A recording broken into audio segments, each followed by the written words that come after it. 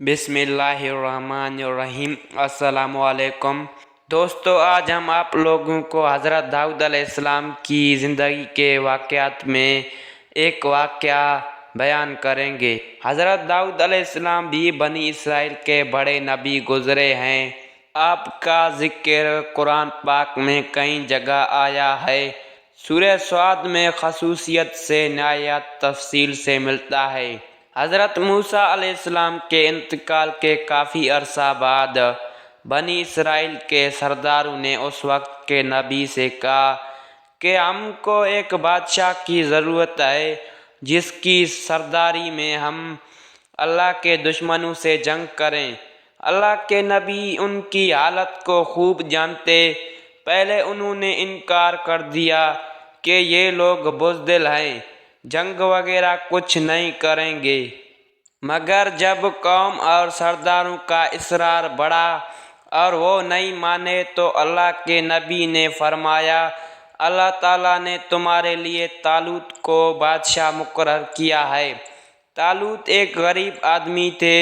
سردار امیر لوگ طالوت کا نام سنتے ہی ناراض ہو گئے کہ سرداری اور بادشاہ تو ہمارا حق تھا، یہ غریب آدمی کو کیسے مل گیا؟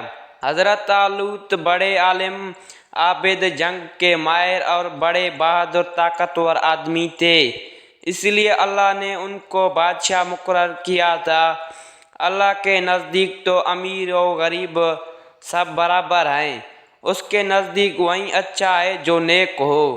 لوگوں کو تسلی کے لیے اس وقت کے نبی نے یہ فرمایا تھا کہ حضرت طالوت کو بادشاہ بنانے کی ایک نشانی یہ بھی ہے کہ 3 صندوق میں حضرت موسیٰ علیہ السلام اور حضرت ہارون علیہ السلام کی یادگار رہے اور اسے فرشتے اٹھا کر تمہارے پاس لے آئیں گے۔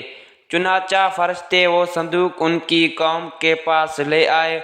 آخر انہوں نے حضرت طالوت کو اپنا بادشاہ بنا لیا۔ آخر جب طالوت اپنی فوج لے کر روانہ ہونے لگے تو انہوں نے اپنی قوم کی ایک آزمائش کی کہ اگر کوئی مصیبت آئی تو یہ لوگ اس کا مقابلہ کریں گے یا بھاگ جائیں گے۔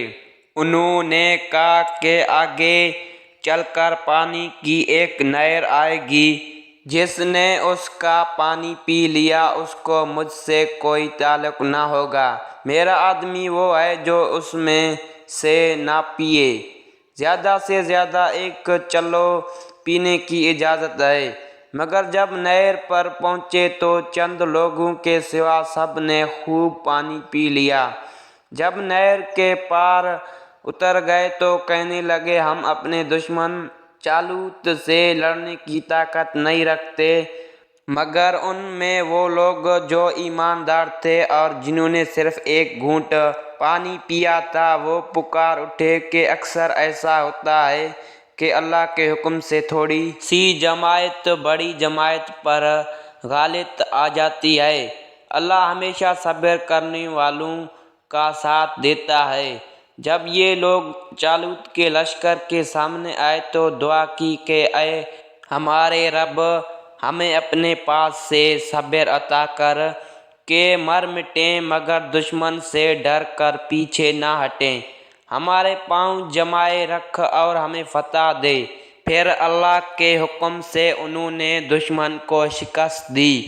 حضرت طالوت علیہ السلام کے بعد حضرت داؤد علیہ السلام کو اللہ نے حکومت عطا کی، اور حکومت بھی ایسی عطا کی کہ انسانوں کے ساتھ پہاڑوں اور پرندوں کو بھی ان کا فرما بردار کر دیا۔ ان کو دانائی اور مقدموں کے فیصلے کرنے کی لیاقت بخشی۔ پھر بھی وہ اللہ کی عبادت ہر وقت کرتے رہے۔ اللہ نے ان کو حکم دیا تھا کہ پوری زرعیں بنائیں، کڑیوں کے جوڑنے میں مناسب انداز کا خیال رکھیں اور اپنی زندگی نیک کاموں پر خرچ کریں۔ ایک دفعہ اللہ تعالیٰ نے ان کا امتحان لیا۔ اس طرح کہ 2 آدمی دیوار پھاند کر ان کے مکان میں گھس آئے جس میں وہ عبادت کرتے تھے۔ آپ نے انہیں دیکھا تو گھبرا گئے۔ انہوں نے کہا، آپ گھبرائیں نہیں، ہم اپنا झगड़ा लेकर आए हैं। मेरे इस भाई के पास 99 दबियाँ हैं और मेरे पास सिर्फ एक है। अब ये एक दबी को भी लेना चाहता है। आप इंसाफ के साथ फैसला करें। आपने फरमाया कि जो तुमसे दबी मांग रहा है उसमें ये ज्यादती पर है और अक्सर शरीक एक दूसरे जाते ज्यादती करते हैं। अलबत्ता जो लोग अल्लाह पर ईमान रखते हैं और नेक काम करते हैं वो इस ज्यादती से बच जाते हैं, मगर ऐसे शरीक बहुत कम होते हैं। जब ये लोग चले गए तो आपको ख्याल गुजरा कि अल्लाह ने ये मेरा इम्तिहान लिया है। उन्होंने तौबा की, सजदे में गिर पड़े और अल्लाह की तरफ तवज्जो की। अल्लाह ताला ने फरमाया कि आए दाऊद, हमने तुम्हें इस ज़मीन का खलीफा बनाया है।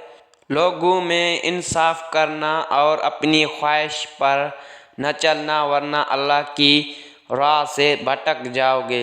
दोस्तों, आज की वीडियो यहाँ तक थी। अगली वीडियो के लिए हमारे चैनल को सब्सक्राइब करें और बेल आइकन को ऑल पर रखें। शुक्रिया।